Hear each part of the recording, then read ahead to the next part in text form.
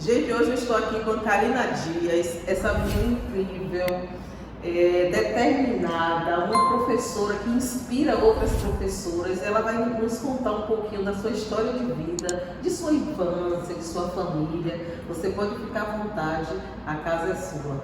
A casa aqui sempre foi minha, gente. Mesmo quando eu sempre adotei essa casa como casa.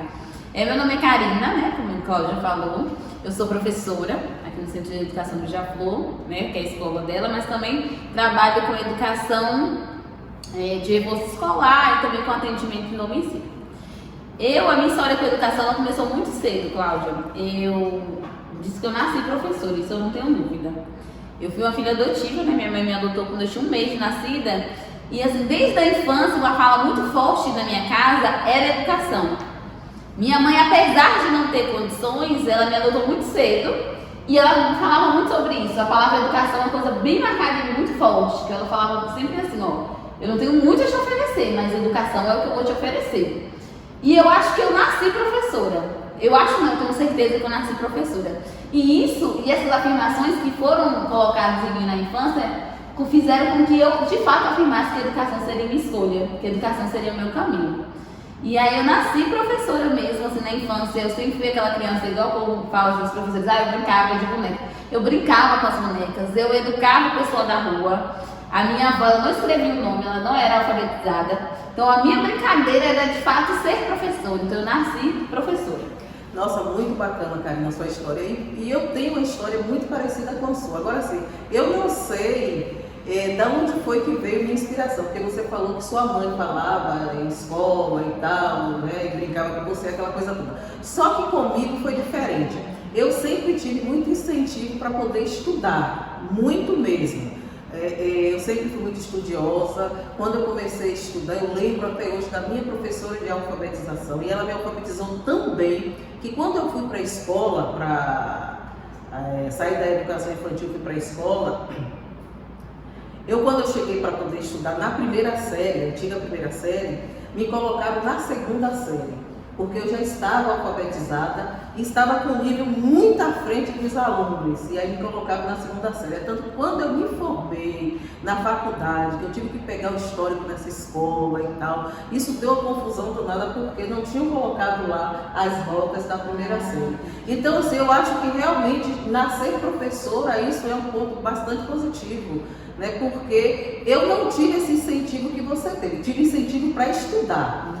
Mas incentivo assim de ter alguém como modelo, que já você é professora por quê? Porque minha mãe me incentivou, porque meu pai me incentivou, porque minha avó era professora, mas eu não tive esse incentivo em relação a isso. Eu tive incentivo para estudar e fazia a mesma coisa que você fazia. Colocava as crianças em casa, começava a dar aula para aquelas crianças, e aquilo ali foi crescendo a cada dia em mim, essa vontade de realmente ensinar. Eu acho que o nascer professora é um ponto, assim, a gente pode até criar uma frase, nascemos professores. Exatamente, Nós saímos até bordão aqui. E engraçado, assim, você pensar, porque eu também, como a sua família, minha família não foi uma família que teve um acesso à educação. Minha mãe parou de estudar na 8ª série, a minha avó nunca estudou, assim, nunca foi para uma escola. Então, acredito que por isso mesmo. A minha mãe ela foi muito incentivadora disso. Eu brincava no quintal, que aí vai até vir com a história minha depois de adulta, e naquele quintal eu lembro dela comprar os lápis, a gente dividiu o lápis no meio, porque eu tinha que ter meus alunos que eram da rua, né, as crianças ali da rua, e ela preparar o lanche, ela fazer toda essa questão mesmo de incentivo. Então ela teve um papel muito importante nesse primeiro momento meu com a educação. E aí vem essa questão de crescer com isso, né, eu sempre fui muito apaixonada por escolas. E aí uma escola assim que foi meu propósito de vida durante muito tempo, desde a infância, eu fui criada aqui em Porto Seguro, nesse bairro aqui Mirante, próximo aqui da escola. E tinha uma escola ali no Miraporto que tinha uns lápis na frente, uns lápis coloridos. Eu passava pela escola e isso muito nova, né? Por não ter condições também, a minha família, o acesso à educação era da forma com que podia. Então, eu não tive acesso à escola, não tinha um professor. Minha mãe era praticamente semi-analfabeta, então a gente ia muito para as bancas, né? Tinha muito essa questão da banca antigamente. Então, eu lembro que eu frequentei a banca de Tio Clécio, frequentei a banca de várias professoras hoje que estão aí fazendo educação em Porto Seguro. E aí foi nesses ambientes que eu fui alfabetizada. alfabetizada, um ambiente de fato não formal, também misturado com essas crianças que às vezes não eram da minha idade. Eu procurei escola muito cedo, também desde muito cedo eu sempre fui muito curiosa. Minha mãe brinca que antes de eu ler, eu pegava o livro e contava a história da forma com que eu ouvia as pessoas contando, e aí eu acreditava aquilo como verdade, porque era verdade, né? E eu lia. Então aquilo era tão forte, desde muito pequena, a Albinha, que era com uns 2, 3 anos, eu já tinha essa mania de pegar o livro e ler. Era a revista da Avon, que dizia que eu estava lendo a revista. E aí eles me incentivaram, isso fez com que eu também fosse alfabetizada bem cedo. E aí eu passava naquela escola, eu lembro que o Clécio, ele morava no caminho da escola. Eu passava naquela escola do lápis e eu ficava fissurada naqueles lápis. Eu achava aquilo ali incrível, eu falava assim, eu vou estudar aqui nessa escola. Um dia eu venho para essa escola. E isso fez que foi o primeiro amor assim, em relação à escola, foi aquele lá. Que aí depois eu levei essa mão pra vida e me fez, na fase adulta, reencontrar esse mesmo espaço, né? Mas a educação na minha vida, eu acho que deve ter sido uma coisa assim de marcado mesmo. Se nasceu fazer aquilo ali, eu tenho certeza. Com certeza, eu acho que a educação realmente desenvolve, né? Às vezes a gente fica se perguntando de onde é que vem essa vontade, né? Porque muitas vezes, hoje quando você vê a educação, os desafios que se tem na educação, então quando eu vejo um professor que gosta realmente do que faz, que está ali, não desiste nunca, esse professor, ele realmente ele é algo que vem dele mesmo, é algo que nasce com ele. Eu acho até que é algo muito divino, né? Quando você educa, quando você ensina. Karina, hoje estamos vivendo um momento de grandes desafios na educação. Tivemos aulas remotas, agora estamos em aulas semipresenciais. O que você tem a falar sobre esses momentos que estamos vivendo na educação? De fato, a pandemia ela veio e fez um boom, né, no mundo. E a educação, eu acredito que foi uma das áreas mais atingidas pela essa questão da pandemia. Claro que a gente tentou se reinventar, né? A gente teve ali desafio. Eu acho que todo momento que a gente enfrenta assim, de grande tragédia na humanidade, de coisas assim desafiadoras, ele tem um ganho positivo e um ganho negativo, né? A gente pode falar um ganho negativo, né? Desse lado negativo, e tem o que você ganha com isso. Eu gosto de olhar o que eu ganho com aquilo. Acho que em tudo na minha vida eu gosto de olhar pelos ganhos que a gente teve. Em relação à questão da educação no momento da pandemia, você vê com as aulas online, né?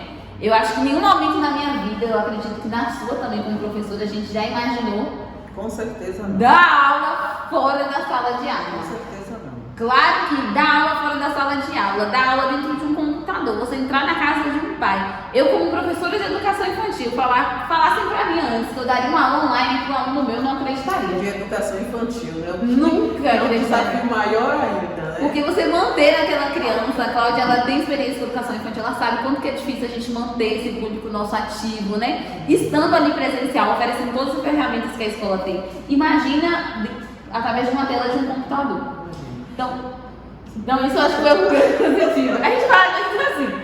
Então eu acho que isso foi de fato um ganho positivo, porque a educação ela se reinventou, a gente aprendeu com ferramentas novas, né? As crianças tiveram assim uma autonomia nunca vista antes, de você aprender a usar essas ferramentas que estavam aí, algumas outras não, e foram inventando e fomos descobrindo a educação dessa forma. Este foi o ganho com certeza positivo. E qual foi o maior desafio que você passou durante esse período dessas aulas remotas?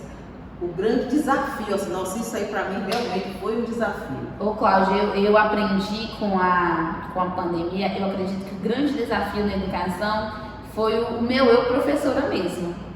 As questões emocionais que ser professora carrega, né? Porque a gente fala do brilho da sala de aula, a gente fala de como é o dia a dia, mas é uma responsabilidade muito grande, que muitas vezes, se a gente não tira esse momento pra gente, ela pesa, né? Ela pesa. Ser professor 24 horas por dia. Professor, não existe aquele eu deixei de sair da sala de aula, não tô dentro da escola e vou deixar de ser professor. A gente é professor em todo o ambiente, né? A gente é professor 24 horas por dia.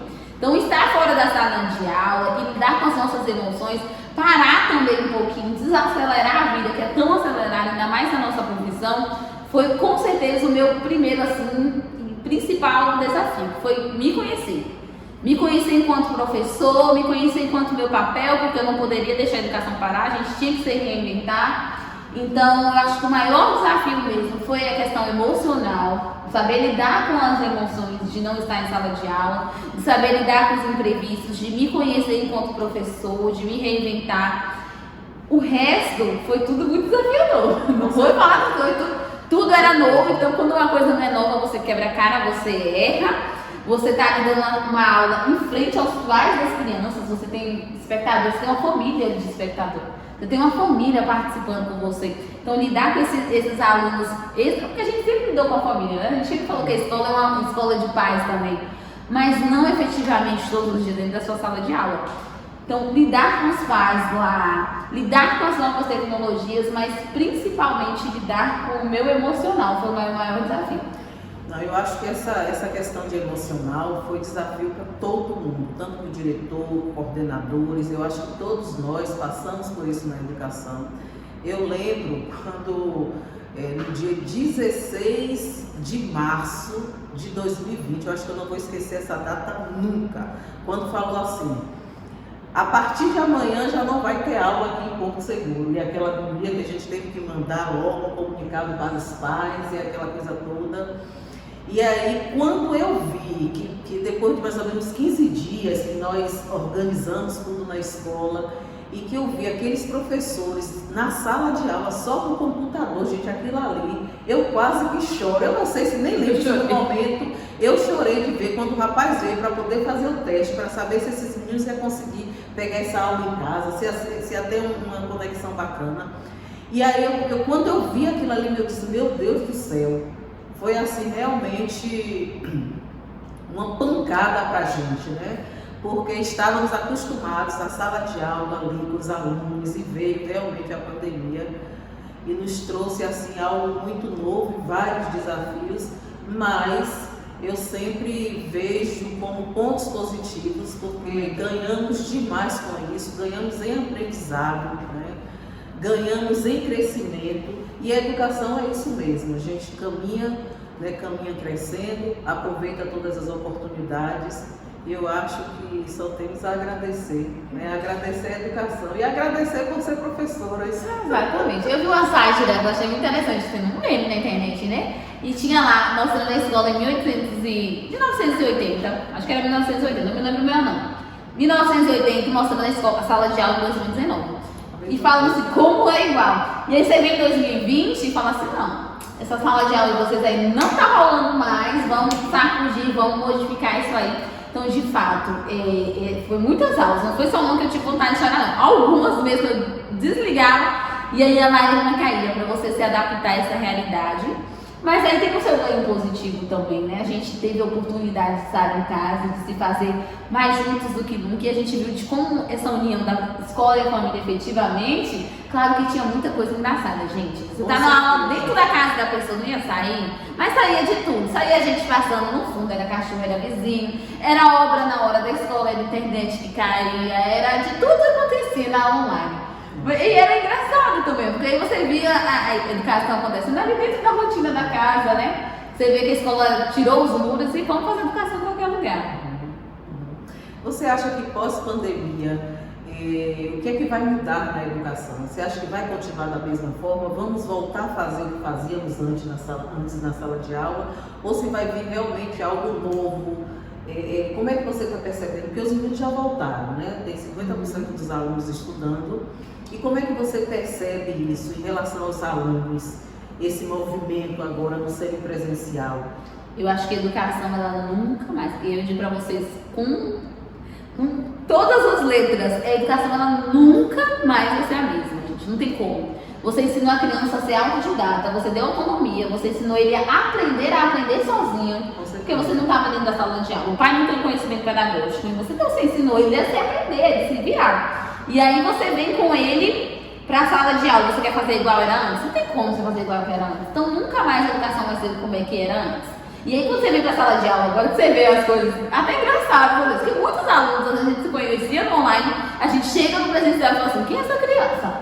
Muitos aconteceram. Tanto de surpresas positivas, tanto por surpresas de você falar assim: o que estava acontecendo ali? É engraçado, assim, era muita coisa assim no online que tirou, mas eu acredito que não. Acredito que a educação depois da pandemia, A educação pós-pandemia, ela vem com outros objetivos, ela adquiriu outras habilidades que a gente não pode abandonar mais, a gente precisa trazer para a sala de aula. Ela meio que tirou a gente do armário, tem aquela, tirei do armário, tiramos os professores do armário e falou assim, vocês vão ter que ralar, porque essa geração veio e ela veio procurando, ela veio se virando da forma como que dava. Com certeza, mas quem tem medo não foge à luta. Eu gosto de desafio. Eu acho que quando é carro parado demais, carro parado demais quebra. Eu gosto de desafio.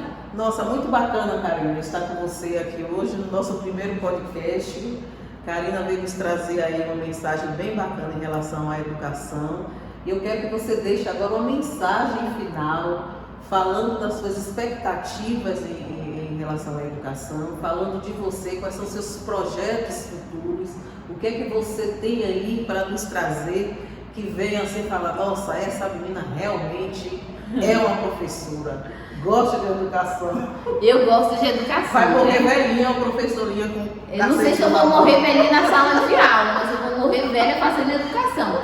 Eu falo com o pessoal assim, além das questões de desafios profissionais online, a pandemia ela veio também para mexer muito comigo em vários aspectos, né? Então ela veio, hoje eu descobri, igual eu te falei, o maior desafio para mim foi a questão do autoconhecimento mesmo. E aí eu vi durante a pandemia a necessidade de me autoconhecer. Cláudia sempre falava sobre isso, eu até brinco, era uma coisa que ela falava, só que você tá ali, tá bom, eu me conheço, gente, eu sei quem eu sou, eu sei o que eu quero. Mas você sabe o que você quer mesmo? E eu lembro de ouvir muito você falar sobre isso, saber o que quer, que quem não sabe o que quer não vai. E aí, durante a pandemia, a gente teve esse boom de pensar e de olhar pra dentro. Eu fui pesquisar pra ver o que eu queria da minha vida, né? Fui aprender e me aprender, fui buscar o autoconhecimento, que é o que eu tenho hoje trazido comigo, é me conhecer mais a cada dia mais e assim, dessa forma evoluir, tentar ver o lado positivo.